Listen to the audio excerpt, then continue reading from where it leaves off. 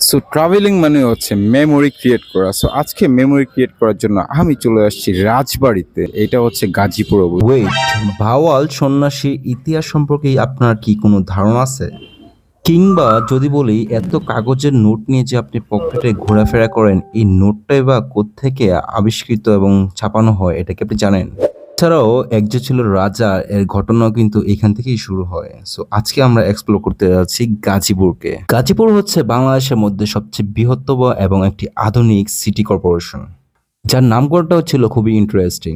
আনুমানিক ১৯৮৪ সালে শাহ গাজী নামক একজন আধ্যাত্মিক ব্যক্তির কাছ থেকেই কিন্তু এই গাজীপুর নামটি হয়ে থাকে। এবং মজার কথা হচ্ছে পুরো দেশ জুড়ে কিন্তু এটিকে সন্ন্যাসীদের আড়তখানা হিসেবেও ডাকা হয়ে থাকে। তুরাগ, শীতলক্ষ্যা এবং বালু নদী এই জেলাকে অন্যান্য জেলার সাথে সংযুক্ত করেছে।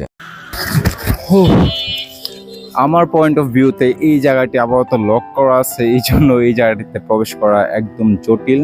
সো ব্যাপার না, অন্য দিক দিয়ে আমরা পুরো ভিউটা নেওয়ার চেষ্টা করি। গাজীপুর ইতিহাসের সবচেয়ে রোমাঞ্চকর অধ্যায় হলো ভাওয়াল রাজবাড়িতে মেজকুমার রবীন্দ্রনাথ রায়ের একটি কাহিনী। ১৯০৯ সালে দার্জিলিংয়ে তার মৃত্যু হয়েছিল এটা বলে একটা গুজব ছড়ানো হয়।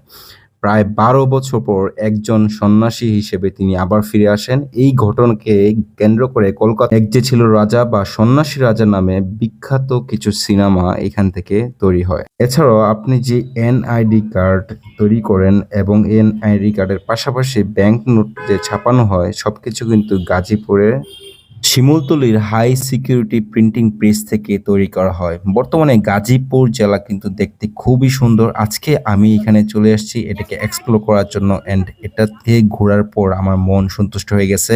এখানে মানুষ, কালচার এবং মানুষের আপ্যায়ন সবকিছু মনোমুগ্ধ করছিল। যারা যারা গাজীপুর এখনো ভিজিট করে নাই তারা চলে আসতে পারেন গাজীপুর এবং নিজ চোখে সবগুলোর নিদর্শন দেখে যেতে পারেন। সো অনেক তো ঘোরা হলো, এখন বাড়ি যাওয়ার সময়। দেখা হবে নতুন আরো একটি ফ্রেশ ভিডিওতে। এন্ড যারা যারা আমাদের ভিডিওগুলো দেখো অবশ্যই সাবস্ক্রাইব করতে ভুলবা না, কারণ আমাদের নতুন আরো ভিডিও আসতেছে। সো সে পর্যন্ত অবশ্যই ওয়েট করতে হবে।